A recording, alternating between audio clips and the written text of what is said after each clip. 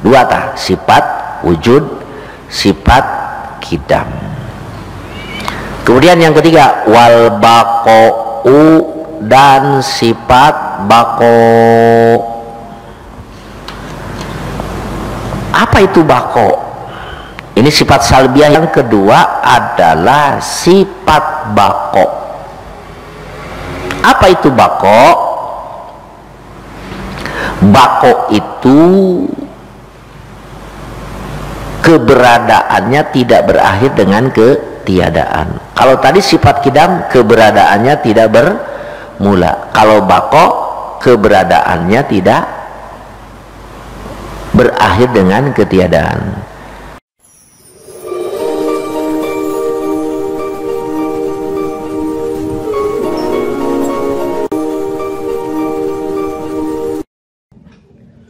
Assalamualaikum warahmatullahi wabarakatuh.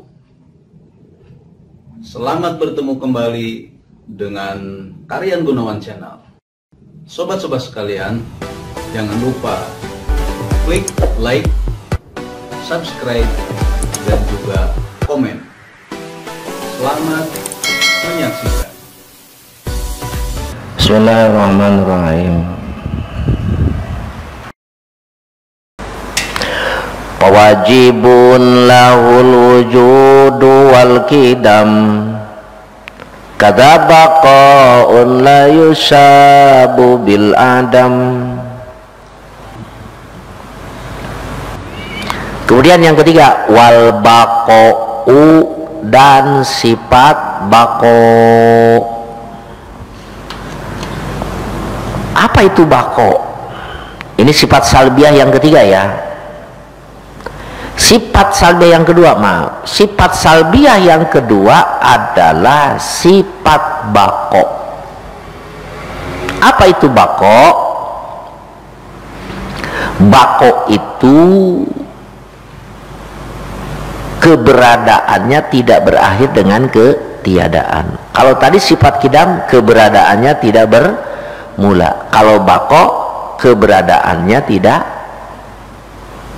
berakhir dengan ketiadaan. Nah, ini juga ada tiga. Satu, ada baqo zatiyun, ya, baqo zati. Apa baqo zati? Yaitu tadi keberadaannya tidak berakhir dengan ketiadaan. Itu namanya baqo zatiyun. Keberadaannya tidak berakhir dengan ketiadaan. Yang kedua, baqo apa tadi? Baqo zamani. Lawan apa baqo zamani? Ya, kekal, tidak berakhir dengan ketiadaan. Tetapi awas, dia tidak berakhir dengan ketiadaan itu karena yang lain. Berarti bukan zati. Apa coba ayo? Atau keberadaannya diawali dengan ketiadaan terus ada, tidak akan berakhir. Contohnya apa? Surga, neraka. Surga itu abadi, akan hancur nggak? Tidak, kholidina fiha. Namun sifat baqonya yang ada pada apa? Sifat kekalnya yang ada pada surga itu berawal dengan ketiadaan. Ya kan? Pasti berawal dengan ketiadaan. Berarti ada yang mengadakan. Siapa? Allah. Makanya baqonya, kekalnya, sifat yang baqo yang ada pada surga itu bukan baqo zatiyun. Bukan baqo zatiyun, baqo ghair zati, ya, baqo zamani. Yang terakhir ada baqo idopi. Gimana baqo idopi? Contohnya, si A lebih tua daripada si B. Si A si B udah meninggal, si ini mah lebih lama. Ada orang coba yang berumur berapa? 120 tahun, 150 tahun. Dibandingkan dengan anaknya sudah pada meninggal, cucunya sudah pada meninggal, cicitnya sudah pada meninggal, tapi dia sudah 125 tahun masih tetap bisa pergi ke sawah nyangkul. Ada di Cibarusah, Mama Tirmizi, usianya sudah 125 tahun. Abi pernah ke sana 2 kali dulu, sekarang udah 130 tahun umurnya. Masya Allah, luar biasa itu Mama, tapi masih bisa ke sawah. Dia masih ingat, dia masih bisa cerita tentang proklamasi dia ingat. Waktu Soekarno memproklamasikan kemerdekaan ini ingat. Sekarang udah berapa tahun kita merdeka? Hah? Masa nggak tahu? Ya, 80. Sekarang udah usia berapa merdeka kita? 85 tahun kan? Iya, 45 tambah 65 berapa? Tuh. Dia waktu Indonesia merdeka itu sudah jadi pemuda, sama dengan Robi sudah begini, ikut ngangkat senjata. Sekarang masih ada di Cibarusah, Mama Tirmizi, luar biasa. Umurnya udah panjang, pengalamannya Masya Allah luar biasa. Bahkan dia tahu kakek Abi sendiri. Oh, Musri, jangan jenggot dulu. Ya, dulu kan sana iya, noh. Eta mah cara budak keneh. Masih kecil. Tahu ini Kiai Haji Musli. Kiai Haji Musli itu kalau ada sekarang usianya 125. 115. Dia lahir tahun 5. Berarti usianya, nah Mama Tirmizi itu mah Hamidi, bukan Tirmizi, Hamidi Cibarusah itu usianya lebih, jadi usia tahunnya tahun 1800 kelahirannya. Kiai Haji Musli 1905. Coba tanya nanti Siti Mariah ya, Abi lupa lagi ke daerah Cibarusahnya, belokannya kemana-kemana, udah lama sih. Itu Mama Hamidi tua. Nah itu namanya apa? Bako Idopi. Dia lebih kekal, lebih tua, lebih abadi itu ya, daripada apa? Daripada cucunya. Cicitnya sudah banyak yang meninggal ya. Di Facebook Kang Uyan Ahmad Ruhiyat, di situ ada dipoto tuh, di statuskan sama dia ya. Nah, itu sifat bako. Nah, sifat bako ini adalah sifat yang tetap pada Allah ya. Allah wajib disifati sifat bako, mustahil disifati lawannya apa? Fana. Fana itu apa? Keberadaannya berakhir dengan ketiadaan. Jadi kalau kita gabungkan dengan tadi, Allah ada, adanya tidak bermula dan tidak berakhir. Beda dengan makhluk. Nah, kalau makhluk gimana? Tidak ada, kemudian diadakan, kemudian ditiadakan. Makanya di makhluk tidak ada kidam zati, tidak ada bako zati. Paling juga ada kidam zamani, kidam idopi, bako zamani, bako idopi. Kalaupun ada pada makhluk, itu dipastikan cuma itu. Kidam apa? Zamani, idopi. Di makhluk paling ada kidam, bako, zamani, bako, idopi. Yang punya, yang disifati oleh kidam zati, bako zati hanya Allah. Makhluk tidak ya. Dalilnya sifat bako gimana? Nah ini, apabila Allah tidak disifati sifat bako, tentu disifati sifat fana.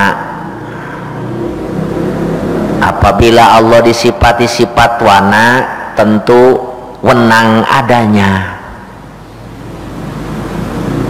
Apabila disifati wenang adanya, pasti Allah baru. Tuh sama dengan tadi ya, kalau baru butuh kepada pembaru ya, wenang adanya. Kalau Allah wenang adanya pasti Allah baru. Kalau Allah baru, nah sama dengan tadi, butuh kepada pembaru. Jadi dalil sifat bako percis banget dengan sifat dalil sifat kidam. Jadi kidam dan bako itu beriringan ya. Nah jadi gitu ya, Allah wajib disifati la yushabu bil adam. Allah itu tidak dicampuri dengan ketiadaan ya, baik ketiadaan awal maupun ketiadaan akhir. Nah ini kalimat la yushabu bil adam sebagai penyempurna bagi yang lainnya. Lanjut gitu ya. Nah dari sini dapat diketahui oleh kita ada kesimpulan sokayo, yang tidak bermula tidak berakhiran siapa? Allah. Yang ada apa? Yang tidak bermula tapi ada akhir.